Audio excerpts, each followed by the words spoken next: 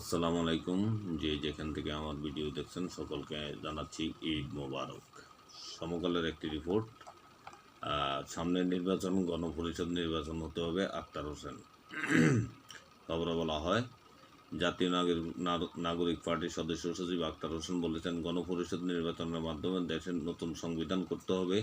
এই কারণে আমরা সরকারের কাছে দাবি জানিয়েছি, সামনের নির্বাচন গণপরিষদ নির্বাচন হতে হবে। সংসদ নির্বাচন ও গণপরিষদ নির্বাচনকে মুখোমুখি দাঁড় করানোর কোনো যৌক্তিক কারণ নেই। গণপরিষদ নির্বাচনে নির্বাচিত প্রতিনিধিরাই সংবিধান প্রণয়ন ও সংসদ সদস্যের কাজ একসঙ্গে যৌথভাবে সম্পন্ন করতে পারবে। শুক্রবার বিকেলে রংপুর জেলা পরিষদ কমিউনিটি সেন্টার মিলনায়তনে জাতীয় নাগরিক কমিটির ইফতার ও দোয়া মাহফিলে প্রধান অতিথির বক্তব্যে তিনি এসব বলেন।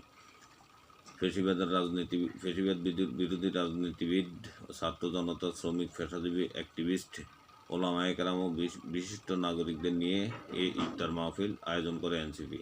এতে আক্তার হোসেন বলেন, যে সংবিধান দিয়ে দেশ পরিচালিত হচ্ছে সেটি মানুষের আকাঙ্ক্ষা ধারণ করতে ব্যর্থ হয়েছে। এই সংবিধানের 1/3 পরবর্তীতে কোনো সংসদ সংশোধন করতে পারবে না এমন বিধান যুক্ত করা আছে। এই সংবিধানের রাষ্ট্রের 3টি অর্গানের মধ্যে ক্ষমতার ভারসাম্য নিশ্চিত করা হয়নি।